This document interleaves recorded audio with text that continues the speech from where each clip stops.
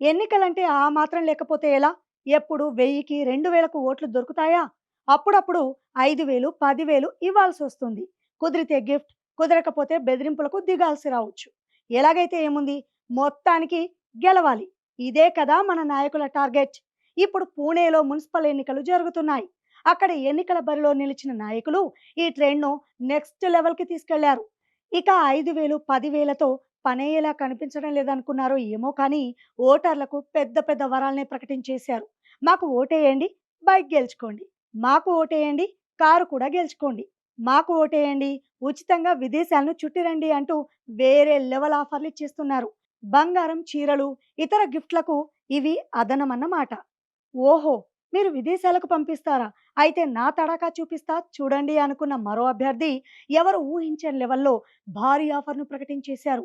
ఏం ఆఫర్ ఇచ్చాడో తెలుసా? 1100 గజాల స్థలం. ఏంటి?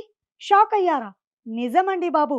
తనకు ఓటేసిన వాళ్ళ పేర్లపై ఒక లక్కీ డ్రా తీసి 11 మందికి తలా ఒక 1100 గజాల స్థలం ఇస్తానని ప్రకటించేశాడు.